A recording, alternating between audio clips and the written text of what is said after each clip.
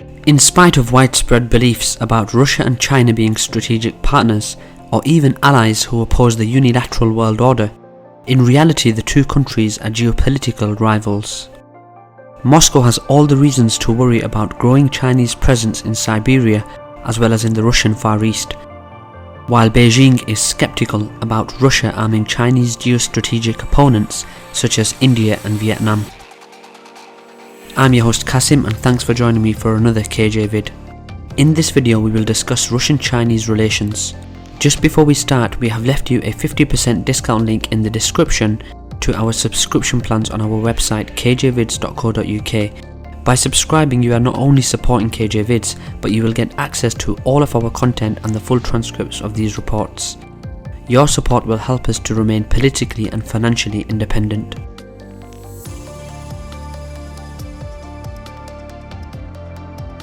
Joint military maneuvers that the two countries occasionally have are merely a show for the Western audience. On the ground, the feeling of a common threat from the United States is unlikely to lead to an official military alliance between Russia and China. The officials in Moscow and Beijing even avoid to call their relationship an alliance. Instead, they describe their relations as a comprehensive partnership or strategic interaction. Deeper geopolitical realities are showing that China and Russia could only be allies of convenience. 2 years before his death, one of America's leading 20th century strategic thinkers, Zbigniew Brzezinski, said that for the United States, the most dangerous scenario would be a grand coalition of China and Russia, united not by ideology, but by complementary grievances. As Brzezinski noted, if such a coalition ever occurs, China would likely be the leader and Russia the follower. At this point, however, it's unlikely that Russia and China will form such a coalition. In 2015, China's former Deputy Foreign Minister and former chair of the Foreign Affairs Committee of the National People's Congress, Fu Ying, said that China has no interest in a formal alliance with Russia. In spite of that, many pro-Kremlin analysts keep assuring that the cooperation between the two countries is stronger than ever, and that it's a matter of time before Russia and China ruin the current world order dominated by the United States.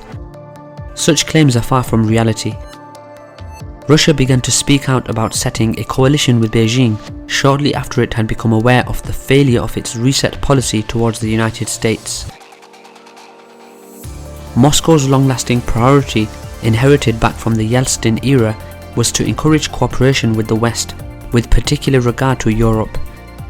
Russian foreign and economic policies are controlled exclusively by a narrow circle of the country's elite who continues to look to the West.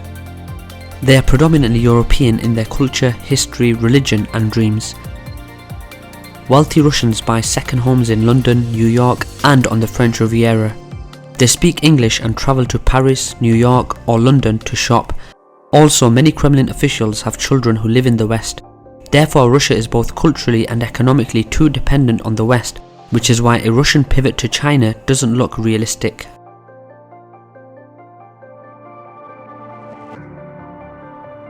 Officially, the Russian-Chinese relationship has rarely been better. However, their cooperation is based mostly on economy. More than 3/4 of Russia's exports to China are raw materials, specifically crude oil, wood and coal. But trade is lopsided in China's favour. In addition, the fall in energy prices has made China considerably less dependent on Russia. China's sales to Russia are 45% consumer goods and 38% electronics and machinery. On the other hand, Chinese entrepreneurs and state-run companies remain quite reticent about investing in Russia, especially in its financial sector, mainly due to the risk of imposing sanctions. Even though the advances in trade between the two countries are obvious, it is China that profits the most from such cooperation. According to the World Bank, China's gross domestic product in 1992 was slightly smaller than Russia's. A quarter century later, in 2017, it was nearly 8 times as large. All this marked a shift in the attitude of the Kremlin that a decade ago saw Beijing as its young partner. Today's reality is completely different.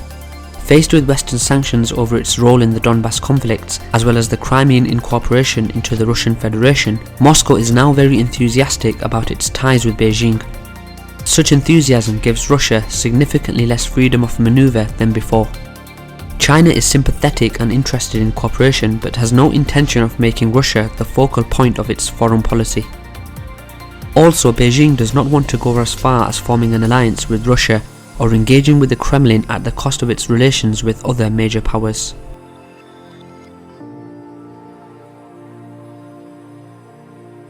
Moscow, on the other hand, doesn't want to be forced to take sides if China clashes with strategic Russian economic partners such as Vietnam or India. That might be one of the reasons why China failed to support Russia in matters of great geopolitical importance to Moscow. For instance, Beijing refused to recognize the independence of Abkhazia and South Ossetia after the Russian-Georgian War in 2008. Also, it abstained from, instead of voting against, the UN resolution condemning Russia's 2014 seizure of Crimea. Beijing reaffirmed its position on territorial integrity of Georgia and Ukraine and proceeded its cooperation with both.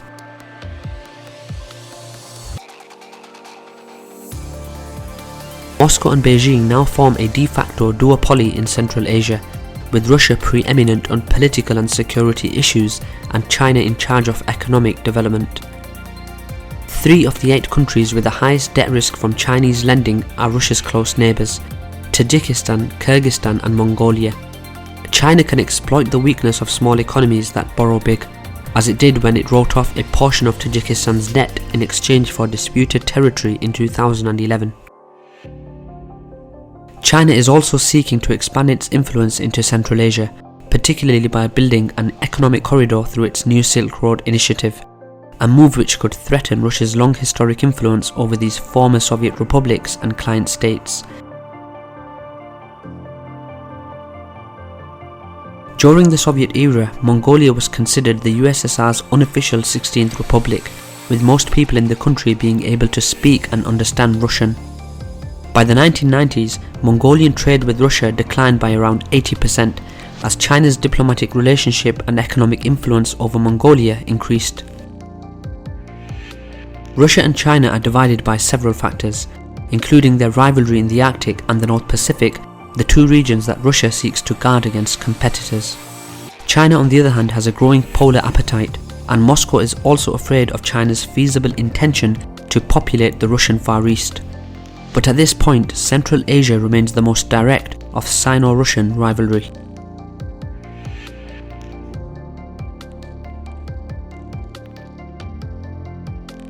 Many Russians blame Moscow for allowing almost unrestricted Chinese immigration. They also heavily criticize Moscow's agreement to allow China to extract water from Lake Baikal and ship it to Chinese cities. Chinese authorities, on the other hand, are carefully planning a big jump to the other bank of the Amur River, as exemplified by their recent decision to allow citizens living in the regions bordering Russia to have up to 3 children, against a 2-child policy applied throughout the country. This will contribute to intensifying China's expansion onto depopulated areas of the Russian Far East, including Siberia. Some Russian political groups and media fear that in the foreseeable future, Beijing might take control of these territories. Recently, Chinese internet company Sohu, which was the official internet content service sponsor of the Beijing 2008 Olympic Games, published an article on which the author explained that due to the loss of Sakhalin, which is the largest island of the Russian Federation, China is now paying a heavy price. Many Chinese claim that historically Sakhalin was controlled by China for some 300 years. The author of this article regrets that the island is now part of Russia, and estimates that by exploiting the island's rich energy resources, Russia can earn around $500 billion, which is actually the amount that China is losing by not controlling Sakhalin. Such statements do not represent the official Chinese policy regarding Russian Federation. Still, many Russian analysts fear that in the foreseeable future, Moscow will have to face with the growing Chinese threat.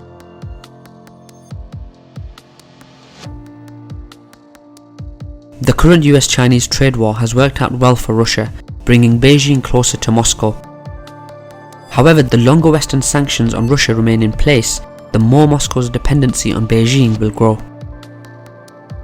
While the 2 countries have many good reasons to cooperate, from trade to security, including the rejection of US-led democracy promotion, their relationship remains more difficult than it might look on the surface. In the long term, the growing Chinese presence in Siberia and in the Russian Far East might become a ticking time bomb for the declining Russian Federation. That's all for today guys, thanks for watching another KJ vid. Please don't forget to subscribe to our website kjvids.co.uk and get unlimited access to our content. We have left you a 50% discount link in the description. Thanks for watching again and see you next time.